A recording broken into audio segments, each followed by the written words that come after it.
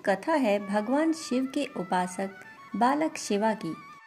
बालक शिवा भक्ति पूर्वक गहन श्रद्धा के संग भगवान शिव की उपासना करता, परंतु उपासना साधना के विधि विधान रूपी कर्म कांड से अनभिज्ञ था। वह जंगल से बिल्व पत्र पुष्प लाकर शिवलिंग पर जलाभिषेक के पश्चात चढ़ाकर अपनी भक्ति को अभिव्यक्त करता। शिव मंदिर के पास एक झोपड़ी में रह रहे स्वामी अमृतानंद, उसके सखा, सहचर, माता पिता सब कुछ थे। जब से शिवा ने होश संभाला तब से उसने स्वयं को स्वामी जी के सानिध्य संरक्षण में पाया। संसार में रिश्ते एवं संबंध के रूप में वह केवल स्वामी जी को जानता था। स्वामी जी उसे बड़ा प्रेम करते थे। स्वामी जी ने शिवा को भगवान भोलेनाथ की आराधना में लगाया था। जब से शिवा को कुछ समझ में आया तब से उसने भगवान शिव को अपने आराध्य के रूप में पाया। स्वामी जी स्वयं अपना कर्म भोग काटने आए हुए थे। अपने भोग काल में वे अपार शारीरिक एवं मानसिक पीड़ा से गुजर रहे थे। उन्हें बोध था कि उन्हें क्या करना है। कड़ी तपश्चर्या में उनका जीवन व्यतीत हो रहा था। उनके महीने के अनेक दिन गंगा जल पीकर व्यतीत होते, शेष चंद दिन उबली हुई सब्जी के सहारे गुजर जाते। संसार में उनका कोई न था। जो था उस संसार में केवल एक शिवा था, जिसे उन्होंने भोलेनाथ की अभ्यर्थना में लगा दिया था। स्वामी जी ने शुरुआत से ही स्वयं को सांसारिक भीड़ भाड़ से दूर रखा था। उनका अधिकतर समय जप, ध्यान, उपवास, तपश्चर्या में गुजरता था। वे भी भगवान शिव के उपासक थे। प्रतिदिन एक लोटा गंगा जल शिवलिंग पर अभिषेक करते, बिल्व पत्र चढ़ाते और एक घी का दिया जलाते। कर्म कांड के रूप में यही उनका विधान था।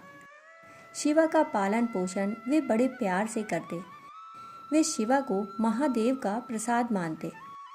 शिवा जैसे जैसे बड़ा होता गया वे उसे शिक्षण भी देने लगे और उन्होंने उसे भी जप एवं उपवास आदि का अभ्यास कराना प्रारंभ कर दिया। शिव मंदिर के पुजारी स्वामी जी को अत्यंत सम्मान एवं आदर भाव से देखते। वह जानते थे कि स्वामी जी जो भी करते हैं उसके पीछे अवश्य ही दूरगामी औचित्य छिपा होता है, भले ही तत्कालिक रूप से कितना भी असंगत क्यों न लगे। स्वामी जी की बातें बड़ी गहरी एवं गूढ़ होती हैं। उन्हें बुद्धि से न जाना जा सकता है और न उनकी बातों को बुद्धि से समझा ही जा सकता है। उन्हें केवल विश्वास एवं भावपूर्वक स्वीकार किया जा सकता है।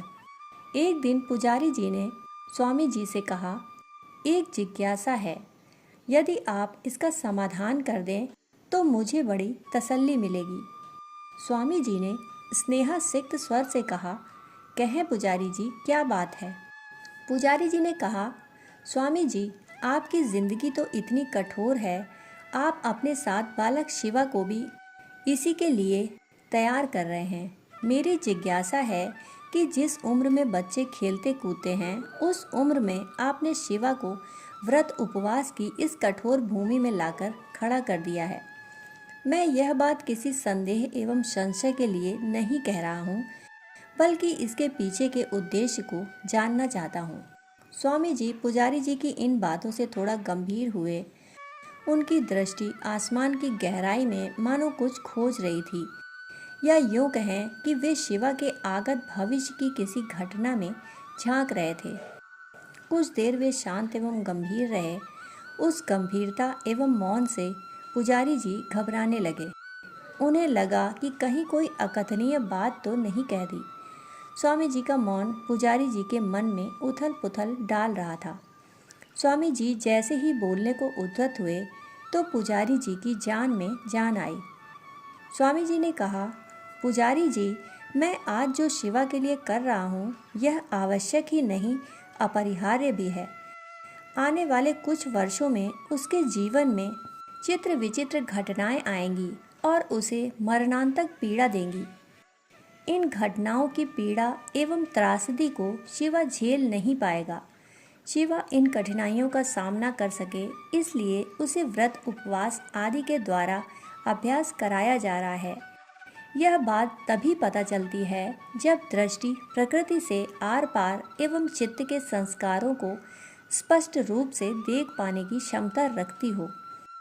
सामान्य जनों में इस दृष्टि का अभाव होने से उन्हें ये चीज़ें अटपटी मालूम पड़ती हैं।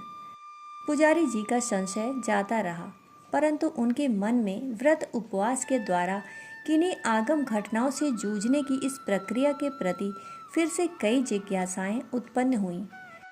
वे बोले, स्वामी जी, व्रत उपवास से भला भविष्य की किसी आपदा विपदा से कैसे निपटा जा सकता है? स्वामी जी ने कहा, पुजारी जी, बड़ी गहरी बातें हैं। व्रत उपवास कर्मकांड आदि की वैज्ञानिकता से अनभिज्ञ होने के कारण इनके प्रति संशय, संदेह एवं अविश्वास पैदा होता है।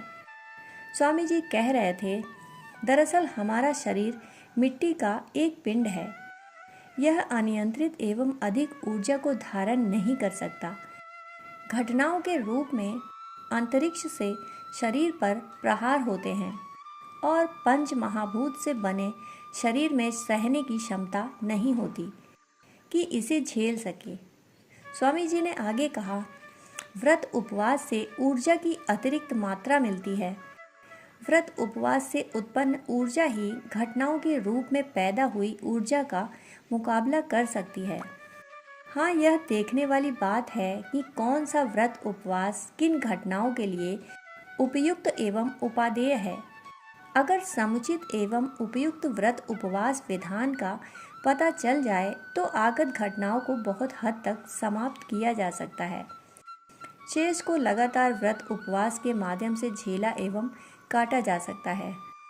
एक और बात यह भी है कि व्रत उपवास से मन भी शांत होने लगता है और चित्र विचित्र घटना क्रमों से विचलित नहीं होता।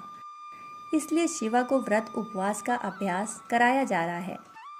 स्वामी जी की इन बातों से पुजारी जी का जीवन परिवर्तित हो गया। वे सच्ची भक्ति एवं आस्था से भगवान शिव की अभ्यर्थना करने लगे। उनका जीवन भी व्रत उपवास से सराबोर हो गया।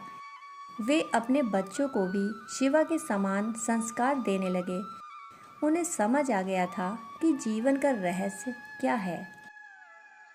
कहानी सुनने के लिए आपका बहुत बहुत आभार। फिर मिलते हैं ऐसी ही कहानियों के साथ। तब तक के लिए धन्यवाद।